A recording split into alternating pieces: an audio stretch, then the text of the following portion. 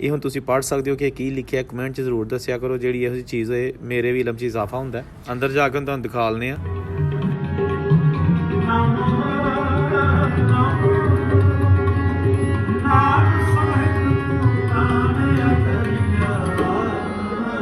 ਏਮਨਾਬਾਦ ਇਹ ਦੀਵਾਨਾਂ ਦਾ ਕਸਬਾ ਸੀ। ਜਿਹੜੇ ਹਿੰਦੂ ਦੀਵਾਨ ਰਾਜੇ ਮਹਾਰਾਜੇ ਸਨ ਜੰਮੂ ਦੇ, ਉਹਨਾਂ ਦੀਆਂ ਕੋਠੀਆਂ ਇਸ ਕਸਬੇ ਦੇ ਵਿੱਚ, ਇਸ ਏਮਨਾਬਾਦ ਦਾ ਜਿਹੜਾ ਉਦੋਂ ਸ਼ਹਿਰ ਕਹਿਲਵਾਉਂਦਾ ਸੀ, ਇੰਨਾ ਵੱਡਾ ਸੀ ਔਰ ਇਹਨਾਂ ਤਾਕਤਵਰ ਲੋਕਾਂ ਦਾ, ਉਹ ਇੱਥੇ ਮੌਜੂਦ ਨੇ। ਉਹਦੀ ਮੈਂ ਇੱਕ ਅਲੱਗ ਵੀਡੀਓ ਬਣਾਈ, ਉਹ ਮੈਂ ਤੁਹਾਨੂੰ ਦੱਸਾਂ। ਜਿਹੜੇ ਸਾਡੇ ਭਾਈ ਸਿੱਖ ਯਾਤਰੀ ਇੱਥੇ ਨਹੀਂ ਆ ਸਕਦੇ, ਵੀਜ਼ਾ ਨਹੀਂ ਮਿਲ ਸਕਦਾ, ਜਾਂ ਉਹ ਆਉਣ ਤੋਂ ਕਮਜ਼ੋਰ ਨੇ, ਬੂढ़े ਨੇ, ਤੇ ਉਹਨਾਂ ਨੂੰ ਅਸੀਂ ਘਰ ਬੈਠੇ ਦਰਸ਼ਨ ਕਰਵਾ ਦਿੰਦੇ ਹਾਂ। ਇਹ ਦਰਵਾਜ਼ਾ ਦੇਖੋ ਜੀ, ਇਹ ਜਦੋਂ ਯਾਤਰੀ ਆਉਂਦੇ ਨੇ ਖੋਲ੍ਹ ਦਿੱਤਾ ਜਾਂਦਾ ਤੇ ਇਹ ਸ਼ੀਸ਼ਾ ਲੱਗਿਆ ਦਰਸ਼ਨ ਕਰਨ ਵਾਸਤੇ, ਦਰਸ਼ਨ ਕਰ ਲਓ।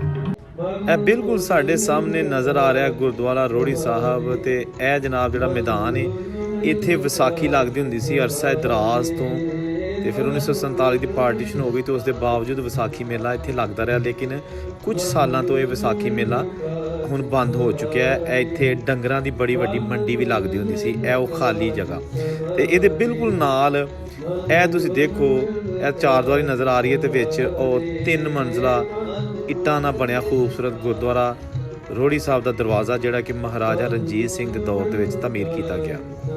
ਇਹਦੇ ਅੰਦਰ ਜਾ ਕੇ ਤੁਹਾਨੂੰ ਵਿਖਾ ਲੈਂਦੇ ਹਾਂ ਕਿ ਬਹੁਤ ਹੀ ਖੂਬਸੂਰਤ ਕਰ ਦਿੱਤਾ ਗਿਆ ਹੈ ਹਕੂਮਤ ਪਾਕਿਸਤਾਨ ਨੇ ਇਸ ਗੁਰਦੁਆਰਾ ਸਾਹਿਬ ਨੂੰ। ਔਰ ਇੱਥੇ ਅਕਸਰ ਜਿਹੜਾ ਨਾ ਉਹ ਸਾਲ ਦੇ ਵਿੱਚ 4-5 ਦਫਾ ਯਾਤਰੀ ਜਿਹੜੇ ਨੇ ਪੂਰੀ ਦੁਨੀਆ ਤੋਂ ਆਉਂਦੇ ਨੇ। ਇਹ ਬਿਲਕੁਲ ਜਿਹੜਾ ਨਾ ਸਾਹਮਣੇ ਬੋਰਡ ਲਿਖਿਆ ਆ ਗਿਆ, ਇਹਦੇ ਉੱਤੇ ਲਿਖਿਆ ਜੀ ਗੁਰਦੁਆਰਾ ਰੋੜੀ ਸਾਹਿਬ, ਇਹ ਨਾਲ ਤੀਰ ਦਾ ਨਿਸ਼ਾਨ ਬਣਿਆ। ਤੇ ਚੱਲਦੇ ਹਾਂ ਅੰਦਰ। ਇਹ ਜਨਾਬ ਬਹੁਤ ਹੀ ਸ਼ਾਹਕਾਰ ਹੈ। ਪਾਕਿਸਤਾਨ ਦੇ ਵਿੱਚ ਜਿਹੜੇ ਗੁਰਦੁਆਰੇ ਨੇ ਉਹਨਾਂ ਦੇ ਵਿੱਚੋਂ one of the beautiful Gurdwara. ਇਹ ਸਿਕਿਉਰਿਟੀ ਪੁਆਇੰਟ ਆਫ ਵਿਊ ਨਾਲ ਇੱਕ ਦਰਵਾਜ਼ਾ ਲੱਗਿਆ ਔਰ ਇਹਦੇ ਅੰਦਰ ਚੱਲਦੇ ਹਾਂ। ਲੇਕਿਨ ਪਹਿਲੇ ਤੁਹਾਨੂੰ ਦਿਖਾ ਦਾਂ, ਦੇਖੋ ਬਹੁਤ ਹੀ ਸ਼ਾਨਦਾਰ ਦਰਵਾਜ਼ਾ ਬਣਿਆ, ਜਿਹੜਾ ਆਪਣੇ ਦੌਰ ਦਾ ਇੱਕ ਲੈਂਡਮਾਰਕ ਸੀ। ਅਸੀਂ ਦਰਵਾਜ਼ੇ ਤੋਂ ਅੰਦਰ ਆ ਗਏ ਤੇ ਇਹ ਸਾਹਮਣੇ ਤੁਸੀਂ ਦੇਖ ਸਕਦੇ ਹੋ ਗੁਰਦੁਆਰਾ ਸਾਹਿਬ ਦਾ ਮੇਨ ਇਤਿਹਾਸਿਕ ਦਰਵਾਜ਼ਾ, ਤੇ ਸਾਈਡਾਂ ਤੇ ਖੂਬਸੂਰਤ ਫੁੱਲ ਲੱਗੇ ਨੇ, ਦਰਖਤ ਲੱਗੇ ਨੇ। ਇਹ ਉੱਤੇ ਕੁਝ ਇੱਟਾਂ ਦੇ ਨਾਲ ਹੀ ਲਿਖਿਆ। ਇਹ ਹੁਣ ਤੁਸੀਂ ਪੜ੍ਹ ਸਕਦੇ ਹੋ ਕਿ ਕੀ ਲਿਖਿਆ, ਕਮੈਂਟ 'ਚ ਜ਼ਰੂਰ ਦੱਸਿਆ ਕਰੋ। ਜਿਹੜੀ ਇਹੋ ਜਿਹੀ ਚੀਜ਼ ਹੋਏ ਮੇਰੇ ਵੀ ਇਲਮ 'ਚ ਇਜ਼ਾਫਾ ਹੁੰਦਾ। ਇਹ ਸਾਈਡਾਂ 'ਤੇ ਵੀ ਜਿਹੜਾ ਨਾ ਇਹਦੇ ਛੋਟੇ ਛੋਟੇ ਇਹ ਤਖਤੀਆਂ ਲੱਗੀਆਂ ਨੇ, ਜਿਨ੍ਹਾਂ ਸੇਵਾ ਕਰਵਾਈ ਜਾਂ ਇਹਦੀ ਜਿਹੜੀ ਕੋਈ ਹਿਸਟਰੀ, ਉਹ ਚੀਜ਼ਾਂ ਕਾਫੀ ਜ਼ਿਆਦਾ ਨੇ। ਠੀਕ ਹੈ ਨਾ। ਇਹਦੇ ਬਿਲਕੁਲ ਅਗਲੀ ਸਾਈਡ 'ਤੇ ਜਨਾਬ ਤੁਹਾਨੂੰ ਲੈ ਕੇ ਚੱਲਦੇ ਹਾਂ। ਲੇਕਿਨ ਇਹ ਪਹਿਲੇ ਦਰਵਾਜ਼ਾ ਤੁਸੀਂ ਦੇਖੋ, ਵਾਹ ਜੀ ਵਾਹ, ਕਿਆ ਬਾਤ ਹੈ। ਬਹੁਤ ਹੀ ਖੂਬਸੂਰਤ ਦਰਵਾਜ਼ਾ ਜੀ ਆਪਣੇ ਦੌਰ ਦਾ, ਵਾਹ ਜੀ ਵਾਹ। ਅੰਦਰ ਜਾ ਕੇ ਤੁਹਾਨੂੰ ਦਿਖਾ ਲੈਂਦੇ ਹਾਂ।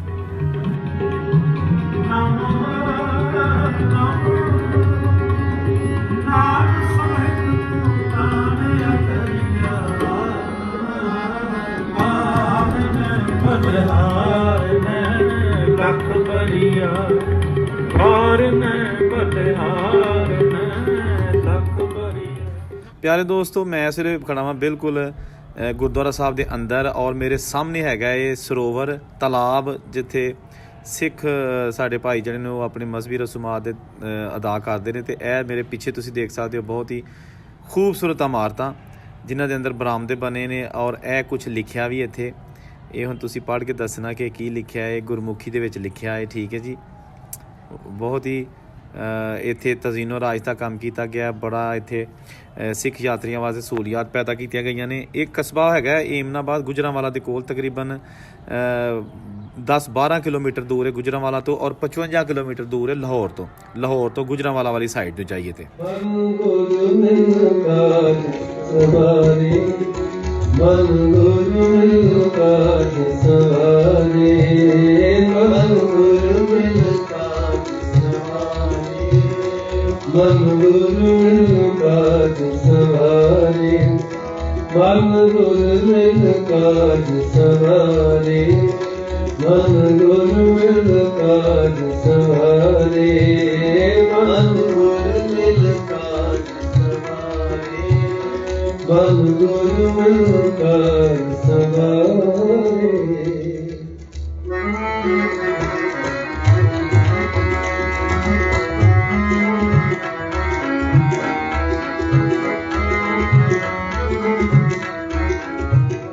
लो जी, ਜਿਹੜੇ ਸਾਡੇ ਭਾਈ ਸਿੱਖ ਯਾਤਰੀ ਇੱਥੇ ਨਹੀਂ ਆ ਸਕਦੇ, ਵੀਜ਼ਾ ਨਹੀਂ ਮਿਲ ਸਕਦਾ, ਜਾਂ ਉਹ ਆਉਣ ਤੋਂ ਕਮਜ਼ੋਰ ਨੇ, ਬੂੜੇ ਨੇ, ਤੇ ਉਹਨਾਂ ਨੂੰ ਅਸੀਂ ਘਰ ਬੈਠੇ ਦਰਸ਼ਨ ਕਰਵਾ ਦਿੰਦੇ ਹਾਂ। ਇਹ ਦਰਵਾਜ਼ਾ ਦੇਖੋ ਜੀ, ਇਹ ਜਦੋਂ ਯਾਤਰੀ ਹੁੰਦੇ ਨੇ ਖੋਲ੍ਹ ਦਿੱਤਾ ਜਾਂਦਾ ਤੇ ਇਹ ਸ਼ੀਸ਼ਾ ਲੱਗਿਆ ਦਰਸ਼ਨ ਕਰਨ ਵਾਸਤੇ, ਦਰਸ਼ਨ ਕਰ ਲਓ।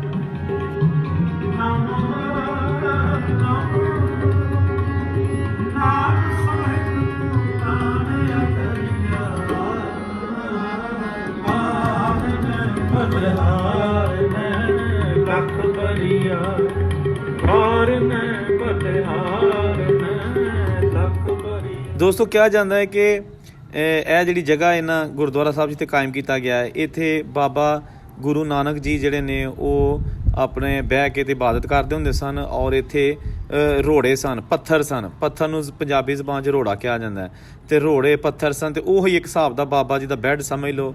ਉੱਥੇ ਹੀ ਬੈਠ ਕੇ ਤੇ ਇਹ ਆਪਣਾ ਜ਼ਿਕਰ ਅਜ਼ਕਾਰ ਕਰਦੇ ਹੁੰਦੇ ਸਨ, ਤੇ ਉਹਦੇ ਮੁਨਾਸਬਤ ਨਾਲ ਇਹਨੂੰ ਰੋੜੀ ਸਾਹਿਬ ਫਿਰ ਗੁਰਦੁਆਰਾ ਦਾ ਨਾਂ ਦਿੱਤਾ ਗਿਆ। ਮਹਾਰਾਜਾ ਰਣਜੀਤ ਸਿੰਘ ਨੇ ਗੁਰਦੁਆਰਾ ਬਣਵਾਇਆ ਸੀ, ਬਹੁਤ ਆਲੀਸ਼ਾਨ। ਤੇ ਇੱਕ ਹੋਰ ਰਵਾਇਤ ਦੇ ਮੁਤਾਬਕ 1521 ਵਿੱਚ ਜਦੋਂ ਮੁਗਲ ਬਾਦਸ਼ਾਹ ਬਾਬਰ ਉਹਦੀਆਂ ਫੌਜਾਂ ਏਮਨਾਬਾਦ 'ਤੇ ਦਾਖਲ ਹੋਈਆਂ ਔਰ ਕਬਜ਼ਾ ਕੀਤਾ, ਤੇ ਉਸ ਵਕਤ ਬਾਬਾ ਗੁਰੂ ਨਾਨਕ ਦੇਵ ਜੀ ਵੀ ਏਮਨਾਬਾਦ ਦੇ ਵਿੱਚ ਹੀ ਮੌਜੂਦ ਹੈਗੇ ਸਨ।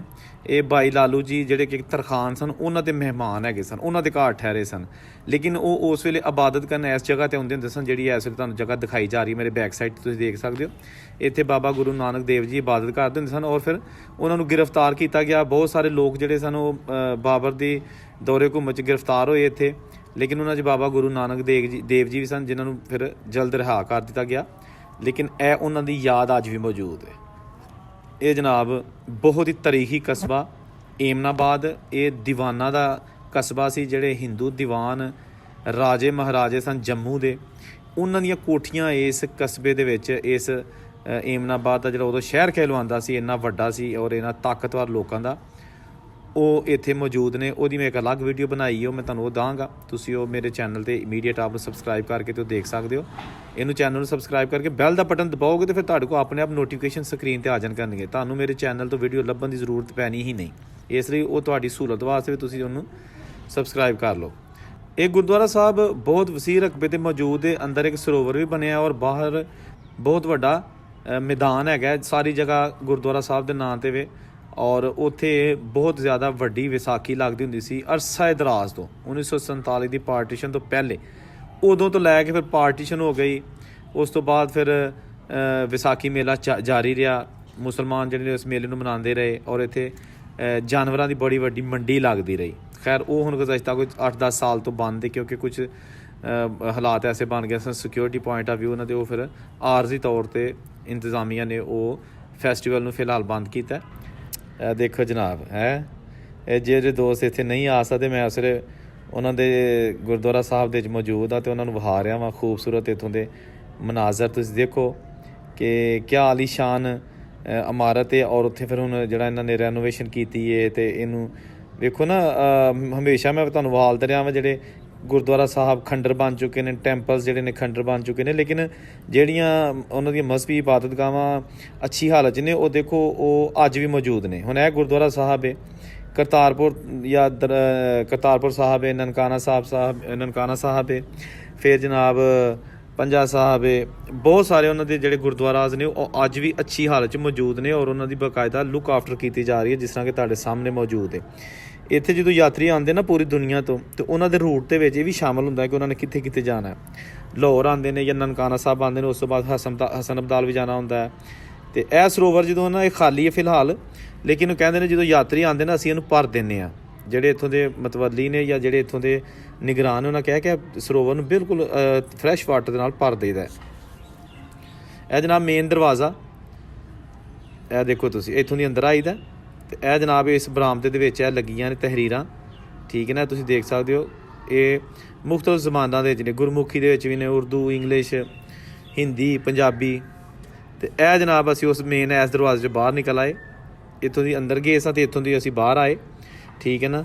ਇਹ ਜਨਾਬ ਅੱਜ ਮੈਂ ਕਿਹਾ ਕਿ ਆਪਣੇ ਭਰਾਵਾਂ ਨੂੰ ਦਰਸ਼ਨ ਕਰਵਾ ਦਈਏ ਜਿਹੜੇ ਗੁਰਦੁਆਰਾ ਸਾਹਿਬ ਰੋੜੀ ਸਾਹਿਬ 'ਤੇ ਨਹੀਂ ਆ ਸਕਦੇ, ਖਾਸ ਤੌਰ 'ਤੇ ਸਾਡੇ ਬਜ਼ੁਰਗ ਜਿਹੜੇ ਨੇ। ਤੇ ਇਹ ਤੇ ਖੂਬਸੂਰਤ ਨਜ਼ਾਰਾ ਤੁਸੀਂ ਕਰ ਲਓ ਕਿ ਗੁਰਦੁਆਰਾ ਸਾਹਿਬ ਅੱਜ ਕਿਸ ਹਾਲ ਦੇ 'ਚ, ਠੀਕ ਹੈ ਨਾ। ਇਹ ਏਮਨਾਬਾਦ ਦੇ ਬਹੁਤ ਹੀ ਕਦੀਮੀ ਤਾਰੀਖੀ ਕਸਬਾ, ਬਲਕਿ ਗੁਜਰਾਂਵਾਲੇ ਨਾਲੋਂ ਵੀ ਜ਼ਿਆਦਾ ਇਹਨੂੰ ਅਹਿਮੀਅਤ ਹਾਸਲ ਸੀ ਜਦੋਂ ਮਤਲਬ ਅੱਜ ਤੋਂ ਕੋਈ 200 ਸਾਲ ਪਹਿਲੇ ਦੀ ਗੱਲ ਹੈ। ਠੀਕ ਹੈ, ਤੇ ਇਹ ਵੇਖੋ ਜਨਾਬ ਤੁਸੀਂ ਇਹਦੇ ਖੂਬਸੂਰਤ ਵਿਊਜ਼। ਇਹ ਸਿਰਫ ਤੁਹਾਡੇ ਦੋਸਤਾਂ ਵਾਸਤੇ ਅੱਜ ਤੁਹਾਨੂੰ ਮੈਂ ਕਿਹਾ ਕਿ ਕੋਈ ਪੁਰਾਣਾ ਗੁਰਦੁਆਰਾ ਜਿਹੜਾ ਉਹ ਅੱਛੀ ਹਾਲਤ 'ਚ ਵੀ ਵਿਖਾਈਏ, ਤਾਂ ਕਿ ਕੁਝ ਲੋਕਾਂ ਨੂੰ ਸ਼ਾਇਦ ਗਿਲਾ ਕਿ ਪਾਕਿਸਤਾਨ 'ਚ ਹਿੰਦੂ ਜਾਂ ਸਿੱਖਾਂ ਦੀ ਕੋਈ ਵੀ ਇਮਾਰਤ ਠੀਕ ਨਹੀਂ ਹੈਗੀ।